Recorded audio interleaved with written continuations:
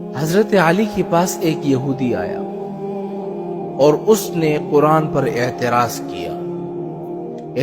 کیا کہ اے علی، تمہارے قرآن میں ہے کہ جنت میں 4 نہریں ہوگی، ایک دودھ کی، ایک شہد کی، ایک پانی کی اور ایک شراب کی، اور ان 4 نہریں کا جو منبع ہوگا، یعنی جس جگہ سے وہ نکل رہی ہوگی، وہ ایک ہی جگہ ہوگی۔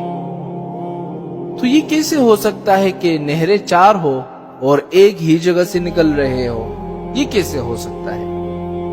کیونکہ جو پڑھے لکھے ہوتے ہیں نا، وہ اس طرح اعتراض نہیں کرتے ہیں کہ بھائی میں قرآن کو نہیں مانتا، میں حدیث کو نہیں مانتا۔ وہ لوگ کہتے ہیں کہ ہاں میں قرآن کو تو مانتا ہوں یار، یہ سود کا معاملہ تھوڑا سا خطرناک ہے، سود کو نکال دو قرآن سے۔ میں قرآن کو تو مانتا ہوں یار، یہ زکوٰۃ کا مسئلہ تھوڑا سا گڑبڑ ہے، زکوٰۃ کو نکال دو قرآن سے۔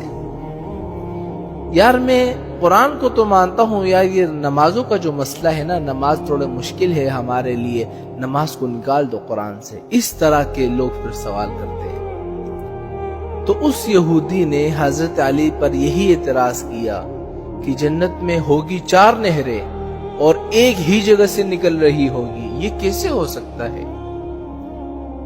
تو حضرت علی نے اس یہودی سے کہا کہ چلو تم مجھے ایک سوال کا جواب دے دو تو پھر میں تمہیں جواب دوں گا۔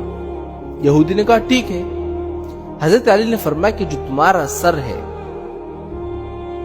تو تمہاری ناک سے جو پانی نکلتا ہے اس کا ذائقہ کس طرح ہوتا ہے؟ یہودی نے کہا ذائقہ تو الگ ہوتا ہے۔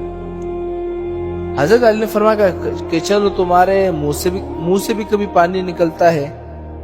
اس نے کہا کبھی کبھی نکلتا ہے۔ اس کا ذائقہ کس طرح ہوتا ہے؟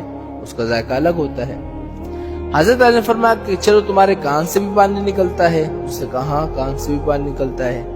اچھا اس کا ذائقہ کس طرح ہوتا ہے؟ اس کا ذائقہ بھی الگ ہوتا ہے۔ اچھا تمہارے آنکھوں سے بھی کبھی کبھی پانی بہتا ہے؟ اس نے کہا کبھی کبھی آنسو نکلتے ہیں۔